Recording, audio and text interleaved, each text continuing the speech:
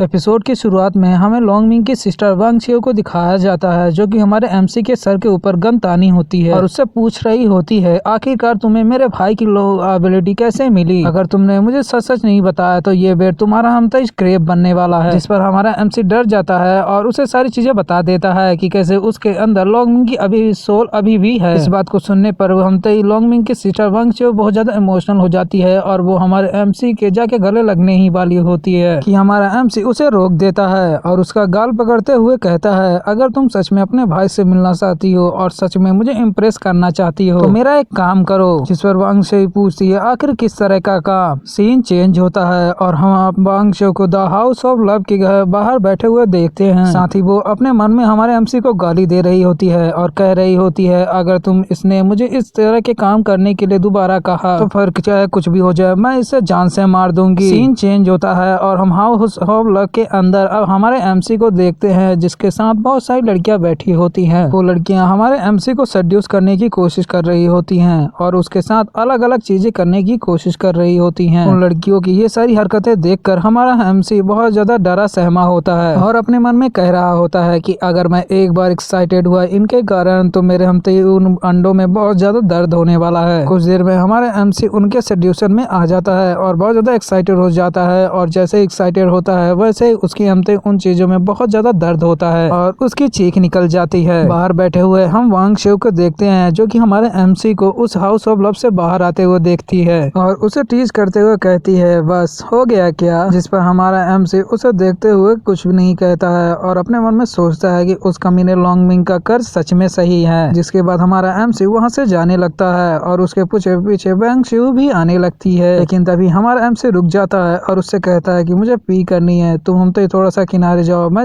होकर आता हूँ। सीन चेंज होता है और हम अपने एमसी को पी करते हुए देखते हैं, जिसके बाद हम तो वो तभी उसके पास कोई चीज आके गिरती है। वो उस चीज को उठाकर देखने ही लगता है कि उसके सामने डीमन लेवल का एक हंटर आ जाता है। उसे देखते ही हमारा एमसी कहता है कि आखिरकार ये क्या है? सीन चेंज होता है और हमें वांग शिव को दिखाया जाता है, जो कि अपने मन में सोच रही होती है, आखिरकार लॉन्ग मिंग ने उस बंदे को ही क्यों चुना? लेकिन तभी उसे हमारे एमसी के चिल्लाने की आवाज आती है। जब वो उस तरफ जाके देखती है तो हमारा एमसी उसे डीमन लेवल मॉन्स्टर से बचने की कोशिश कर रहा होता है। वो मॉन्स्टर हमारे एमसी को बस मारने ही वाला होता है कि बहुत सारी बुलेट्स आकर उन मॉन्स्टर को एक साथ ही खत्म कर देती हैं। जब हमारा एमसी देखता है कि गन किसने चलाई है तो उसे पता चलता है कि वांग शिव ने किया है और वांग शिव उसे देखते हुए कहती है, क्या हुआ, इतने में ही डर गया क्या? जिसके बाद वांग शिव हमते डायरेक्शन में देखते हुए कहती है, आंटी अब छुपने की जरूरत नहीं है, मुझे पता है कि तुमने ही इस मॉन्स्टर को लाया है। वांग शिव के मुंह से आंटी सब सुनते ही हमारा एमसी से पूछता है, क्या वो लॉन्ग मिंग की वाइफ है? जिस पर वांग शिव उसे बताती है कि असल में वो मेरे भाई की फियांस है। जब वो 20 साल की होती है तो उसे मेरे भाई के साथ शादी करनी थी, लेकिन जब अब मेरा भाई नहीं रहा और उसकी पावर अब तुम्हारे पास है तो स्टार पैलेस के नियम के अनुसार उसे तुमसे शादी करनी पड़ेगी, गधे। जिस पर वही लेडी जो कि लॉन्ग मिंग की फियांस है मु युआन नीचे आते हुए कहती है कि तुम मेरे साथ मजाक कर रही हो, मैं इस गधे के साथ शादी क्यों करूंगी, मुझे बस इसे जान से मारना है और मैं फ्री हो जाऊंगी। दूसरी तरफ हम अपने एमसी को देखते हैं, जो कि मु युआन को देखते हुए कहता है, गॉडेस क्या तुम इस वर्ल्ड में मेरे लिए आई हो? जिस पर मु युआन गुस्से में हमारे एमसी को एक तमाचा मारती है और हमारा एमसी दूर जाकर गिरता है। इस चीज को हम देखते ही वांग से उस पर चिल्लाने लगती है और कहती है कि अगर तुम मेरी आंटी हो तो ये मत समझो कि मैं तुम पर अटैक नहीं करूंगी। जिस पर मु युआन कहती है कि तुम इस बारे में सोचना छोड़ दो कि मैं इस गधे से शादी करूंगी जो इस तरह के प्लेसेस में आता है। जिसके बाद मु युआन अपने डीमन लेवल हंटर का यूज कर वांग शिव को उसके मुंह के अंदर अचानक से ही बंद कर देती है। वांग शिव इससे पहले कुछ समझे वो डीमन उसे अपने मुंह के अंदर बंद कर लेता है। दूसरी तरफ मु युआन कहती है, तुम हम तो कुछ देर अब उसके मुंह में ही रहो, मैं ये काम जल्दी ही निपटा दूंगी। और वो हमारे एमसी की ओर बढ़ने लगती है और अपने मन में सोच रही होती है, मेरे अटैक से वो अगर मरा नहीं होगा तो बहुत ज्यादा डैमेज यानी बहुत ज्यादा घायल हो गया होगा। वो बस हमारे एमसी के पास पहुंचने ही वाली होती है कि उस धुएं से हमारे एमसी का हाथ बहुत तेजी से निकलता है और वो बस मु युआन का गला पकड़ने ही वाला होता है कि मु युआन बहुत तेजी से पीछे की ओर जाती है और हमारे एमसी के अटैक से वो बाल बचती है। तभी उसे हमारे एमसी की आवाज आती है जो कह रहा होता है, कितनी बुरी बात है, मैंने तुम्हें बस पा ही गया था। दूसरी तरफ मु युआन अपने मन में सोच रही होती है, आखिरकार ये बंदे इतना ज्यादा फास्ट क्यों हैं? इस बंदे को इस प्लेस में आए हुए सिर्फ 2 दिन हुए हैं, लेकिन वे ये अपनी एबिलिटी का यूज कर मेरे अटैक को सह गया, और साथ ही ये अपनी एबिलिटी को इतने अच्छे से यूज कैसे कर पा रहा है। तभी उसे हमारे एमसी की फिर से आवाज आती है जो बोल रहा होता है, तुम दोनों एक जैसे ही दिखती हो। उस गोड्रेज ने मुझे 3 सालों तक हम तक याद नहीं किया। जब मैं हम तक वेजिटेबल स्टेट में मैं हॉस्पिटल में मर रहा था, उसने आकर एक बार भी मुझे विजिट नहीं किया, तो वो इस वर्ल्ड में क्यों आएगी? तुम दोनों एक जैसे सिर्फ दिखती हो। इस बात को सुनने पर हम तक मोयुआन कहती है, एक और कारण तुम्हें जान से मारने का, तुम किसी और को पसंद करते हो। मोयुआन की इस बात को सुनने पर हमारा एमसी उससे हंसते हुए कहता है, लगता है कि तुम मेरे प्यार में पड़ गई हो, इसीलिए तुम मुझसे जेलस हो कि मैं किसी और को पसंद करता हूँ और इस तरह की प्लेसेस में आकर मजे करता हूँ। इसकी इस बात को सुनने पर मोयुआन बहुत ज्यादा गुस्सा हो जाती है और कहती है, मैं तुम्हारे लिए हम तुम्हारे पैर में प्यार में पड़ूंगी। और वो अपनी पावर का यूज करते हुए बहुत सारे हंटर्स को निकालकर एक साथ हमारे एमसी पर अटैक करती है। वो सारे मॉन्स्टर जाकर एक साथ हमारे एमसी पर अटैक करते हैं और वहाँ पास बहुत बड़ा धमाका होता है और वहाँ पास धुआं ही धुआं हो जाता है। हमारी मोयुआन को लगता है कि हमारा एमसी मारा गया, लेकिन तभी हमारा एमसी उस धुएं से बाहर निकल के आता है और मोयुआन को पता चलता है कि हमारे एमसी ने ये लॉन्गविंग की एबिलिटी को यूज कर उसके हंटर्स को अब्जॉर्ब कर लिया है। इस चीज को देखकर मोयुआन भी बहुत ज्यादा हैरान होती है। मोयुआन शॉक में होती है और हमारे एमसी को देख रही होती है कि तभी उसे हमारे वांग शियो की आवाज आती है जो कि चिल्लाते हुए मोयुआन से बोल रही होती है कि आंटी, क्या आपको पता है कि मैं ऐसे वेपन का यूज क्यों करती हूँ? क्योंकि मेरी एबिलिटी बहुत ज्यादा स्ट्रॉन्ग है, अगर मैंने उसको कंट्रोल नहीं किया तो शायद कोई मारा भी जा सकता है। और वांग शियो उस मॉन्स्टर यानी हंटर के मुंह को खोल कर सीधे हमारे मोयुआन पर अटैक कर देती है, पर मोयुआन उसके अटैक से बहुत आसानी से बच जाती है और आसमान में जाते हुए खुद से कहती है, मैं वांग शियो से क्लोज डिस्टेंस में नहीं लड़ सकती, मुझे उस एबिलिटी का यूज करना पड़ेगा। ये सोचने के बाद वो अपनी द ब्लू मून आइस को ओपन कर लेती है और उसे यूज करने लगती है। उसका यूज करते ही वांग शियो और हमारा एमसी उसके कंट्रोल में आ जाते हैं और उनके अंदर सोचने की क्षमता चली जाती है और वो पूरी तरह से हमारे मोयुआन के कंट्रोल में होते हैं। इससे पहले कि मोयुआन कुछ करने के बारे में सोचे, किन की तलवार आकर मोयुआन पर अटैक करती है, जिसके कारण मोयुआन घायल हो जाती है और वो नीचे गिरने लगती है। दूसरी तरफ हमारे एमसी और वांग शियो को होश में आ जाते हैं। होश में आते ही हमारा एमसी मोयुआन को नीचे गिरते हुए देखता है तो वो बिल्कुल हीरो की तरह उसके ऊपर कूद कर उसे गोदी में ले लेता है और नीचे आ जाता है और उसे देखते हुए कहता है, भी होश मत होना, मरना मत, रुको, मैं तुम्हें अभी ले चलता हूँ दवाई करवाने के लिए। सीन चेंज होता है और हम मोयुआन को एक कमरे के अंदर देखते हैं, जिसे जैसे ही होश आता है वो अपने चारों ओर देखकर कहती है, आखिरकार मैं कहाँ हूँ? जिसके बाद वो अपने घाव को देखती है और देखती है कि वहाँ पास कोई घाव नहीं होता। कहती है, आखिरकार मेरा घाव कहाँ गया? जिसके बाद वो सोचने लगती है कि आखिरकार किन ने उस पर अटैक कैसे किया और सोचने लगती है कि कैसे किन कितनी ज्यादा पावरफुल है। ऐसा लग रहा था जैसे कि वो उसके सामने डेविल है। मोयुआन उस कमरे से निकलकर जाने लगती है कि तभी उसे हमारा एमसी छत में बैठा हुआ दिखाई देता है जो कि किन से बात कर रहा होता है और कह रहा होता है कि तुम हर वक्त मुझे ही देखती रहती हो, आखिरकार कारण क्या है? जिस पर किन उसे बताती है कि मैं तुम्हारे ऊपर नजर इसलिए रखती हूँ क्योंकि मैं तुम्हें प्रोटेक्ट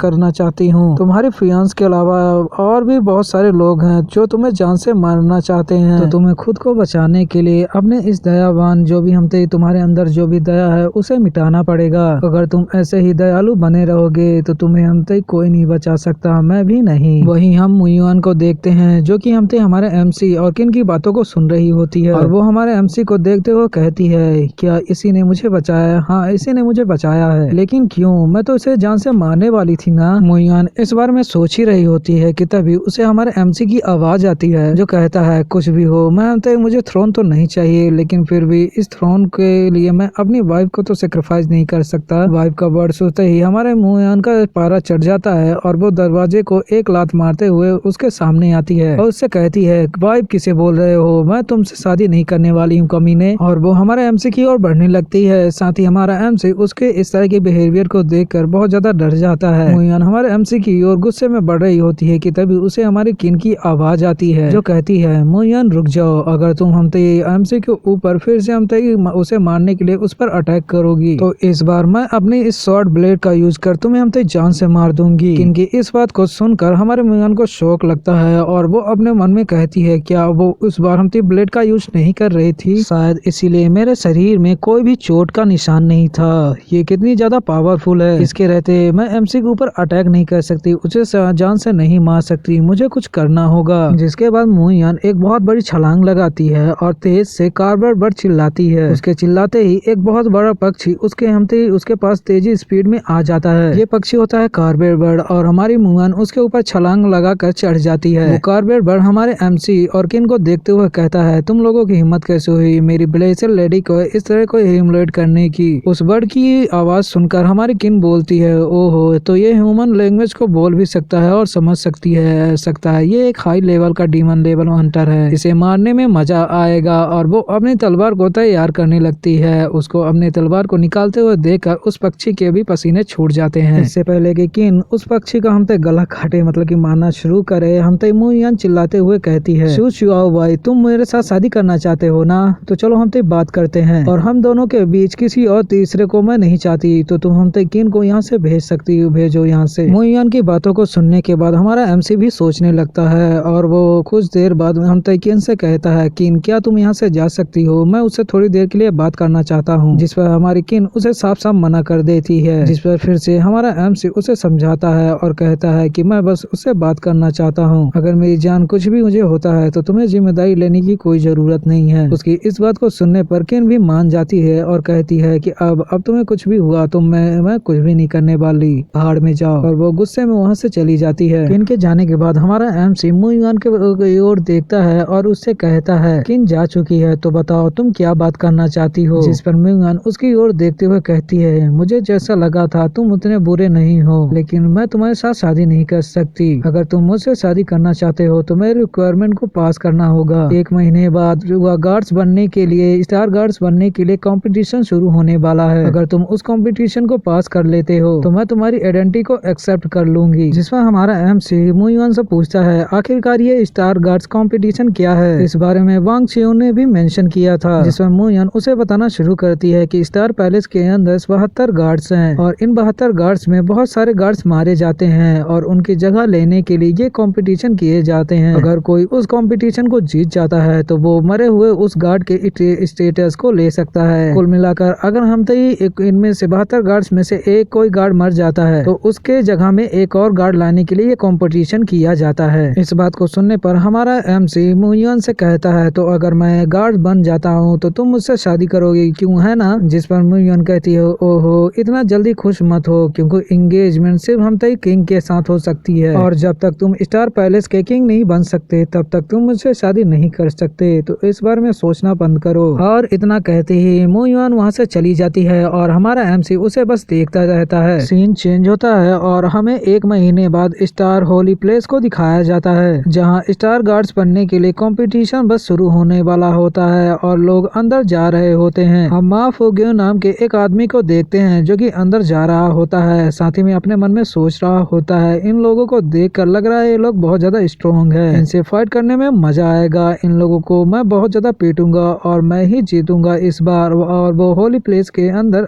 चला जाता है। अंदर आने पर उसे पता चलता है कि उसके अलावा बहुत सारे लोग यहाँ पर स्टार गार्ड्स बनने के लिए कंपटीशन में भाग लेने के लिए आए होते हैं। उन्हें देखकर वो कहता है कि ये मेरे पंचिंग बैग के लिए बहुत अच्छा अरेना है। मो इस बारे में सोच रहा होता है कि तभी उसके सामने एक बंदा गिरता है, जिसे एक बंदे जिसका नाम हमते लॉन्ग बे यांग होता है, उसने हमते धक्का मार के नीचे गिरा दिया होता है। साथ ही में लॉन्ग कह रहा होता है, तुम्हारी हिम्मत कैसे हुई मुझे छूने की, ड्रेस कहीं के। उसके मुंह से अपने लिए गाली सुनकर उस बंदे को गुस्सा आता है और वो कहता है कि मैंने जानबूझ के नहीं छुआ था तुम्हें, तुम्हारी हिम्मत कैसे हुई मुझे हमते इस तरह से धक्का मारने की। और वो भी गुस्से में उठकर बे यांग की ओर अपनी पावर के साथ अटैक करता है, लेकिन बे यांग उसे बिना छुए ही अपने हमते एक ही हमले से उसे आइस के अंदर जमा देता है। इस चीज को देखकर वहाँ खड़े आसपास लोगों के पसीने छूट जाते हैं और वो आपस में बात करने लगते हैं कि ये लोग बे यांग बहुत ज्यादा हमसे स्ट्रॉन्ग है, हमें इससे दूर रहना चाहिए, इससे पंगा लेना बेकार होगा। लेकिन तभी लॉन्ग बे यांग के पीछे हमारा मा फुगई आता है और उसके कंधे में अपना हाथ रखते हुए कहता है कि तुम बहुत ज्यादा ताकतवर लग रहे हो, मेरे साथ लड़ाई करना चाहोगे। उसकी इस तरह की हरकत को देखकर वहाँ खड़े आसपास लोग सभी हैरान हो जाते हैं और शौक में आ जाते हैं। दूसरी तरफ हम लॉन्ग बे यांग को देखते हैं जो कि हमते मा फुगई को देखते हुए कहता है, अपने गंदे हाथ को मुझसे दूर रखो। और वो बस हमते दोनों हमते एक दूसरे से फाइट करना शुरू करने ही वाले होते हैं कि किसी की आवाज आती है जो उन दोनों को रोक देती है और कहती है कि गाइस अभी काल में रहो, यानी हमसे शांत रहो, कंपटीशन बस शुरू हुई होने वाला है। कंपटीशन कंपटीशन स्टार्ट होने के बाद तुम लोग हमसे आपस में लड़ाई कर सकते हो। और हम देखते हैं कि ये चीज स्टार गर्ल्स नंबर 3 यानी फॉक्स ड्रीमर ने बोला होता है, जिसका नाम बुयू होता है। उसकी आवाज सुनते ही वो दोनों शांत हो जाते हैं और रुक जाते हैं। दूसरी तरफ हम बुयू को देखते हैं जो कि कंपटीशन को स्टार्ट करने वाली होती है कि तभी किसी की भी तेज से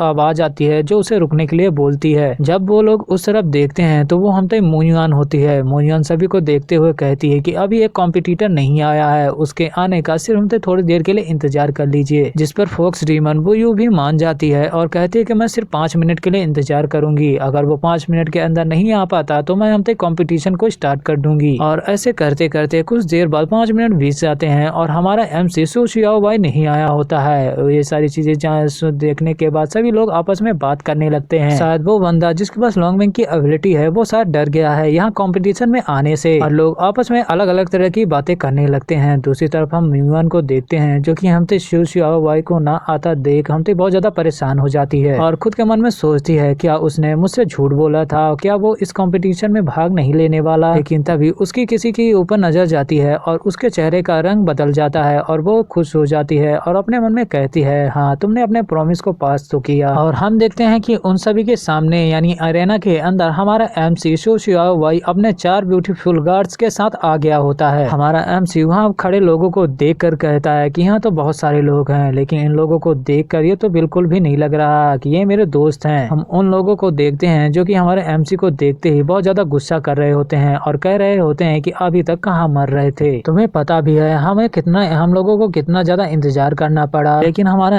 MC उन पर ज्यादा ध्यान नहीं देता। लेकिन तभी फॉक्स ड्रीमर की आवाज आती है जो सबसे कहती है जब सब लोग यहाँ आ ही गए हैं तो चलो कंपटीशन को स्टार्ट कर देते हैं। जिसके बाद वो अपनी पावर का यूज करते हुए एक पोर्टल गेट को खोल देती है और सभी से कहती है कि इस हफ्ते कंपटीशन में 2 राउंड होंगे। राउंड 1 बहुत ज्यादा आसान है, आपको सिंपली इस गेट से होते हुए हमसे सिटी के बाहर जाना है। ये गेट आपको सिटी के बाहर किसी भी एरिया में हमसे टेलीपोर्ट कर देगा और आप जिस एरिया में हमसे टेलीपोर्ट होते हैं आपको उसी एरिया में 5 दिनों के लिए सर्वाइव करना है और जो भी इस 5 दिनों के अंदर सर्वाइव कर पाएगा वो राउंड 2 में पार्टिसिपेट करेगा। इस चीज को सुनते ही वहाँ खड़े बहुत सारे लोग परेशान हो जाते हैं और कहते हैं कि सिटी से बाहर जाना यानी मौत को दावत देना, मैं इस कंपटीशन में भाग नहीं लेने वाला। उन लोगों की इस तरह की बातों को सुनकर बुयू भी यानी फॉक्स ड्रीमर भी कहती है कि जिन लोगों को पार्टिसिपेट नहीं करना वो गिव अप कर सकते हैं। और उसके इतने कहते ही बहुत सारे लोग गिव अप कर देते हैं और वहाँ से चले जाते हैं। उन लोगों के जाने के बाद फॉक्स ड्रीमर बचे हुए लोगों को देखती है और उनसे कहती है कि शायद तुम लोग हमसे यहाँ से नहीं जाना चाहते यानी गिव अप नहीं करना चाहते और इस राउंड में भाग लेना चाहते हो, तो बताओ कौन सबसे पहले जाना चाहता है। जिस पर हमारा MC सबसे आगे जाते हुआ उससे कहता है कि मैं जाना चाहता हूँ। साथ ही में अपने मन में सोच रहा होता है कि मेरी फियांस के अलावा बहुत सारे लोग हैं जो मुझसे मारना चाहते हैं, तो मेरे पास यही चांस है कि मैं सबसे पहले अंदर जाऊं और मैं पता करूं कि आखिरकार मेरे आसपास चीजें क्या होंगी। ये मेरे पास चांस है इस कंपटीशन में जिंदा निकलने और हमसे सर्वाइव करने और साथ में जीतने का। वो इस बारे में सोच रहा होता है कि तभी उसके पीछे से एक हाथ आता है जो उसे उसके सोच से बाहर निकालता है और ये फिंगर होती है जो उससे कह रही होती है मास्टर मुझे बहुत ही अजीब फीलिंग्स आ रही हैं, मुझे लग रहा है जैसे ये चीज सही नहीं है। जिस पर हमारा MC उसे शांत करता है और कहता है कि अंदर जाने के बाद सबसे पहले मैं तुम्हें ही ढूंढूंगा, तुम चिंता मत करो। जिसके बाद हमारा MC उस पोर्टल की ओर बढ़ने लगता है और कुछ ही देर बाद वो पोर्टल के अंदर पूरी तरह से चला जाता है। हम अपने MC को देखते हैं जो कि पोर्टल के अंदर जाने के बाद अपने सामने देखता है तो उसके सामने एक बहुत बड़ा मॉन्स्टर होता है जो कि ऑक्टोपस टाइप का होता है। उस हंटर टाइप ऑक्टोपस मॉन्स्टर को देखकर हमारे MC की फट जाती है और वो अपने आप से कहता है कि क्या मैं इतना ज्यादा अनलकी हूँ कि मेरे सामने इस तरह का मॉन्स्टर सबसे पहले ही मिल गया है मुझे। और इसी के साथ एपिसोड खत्म हो जाता है।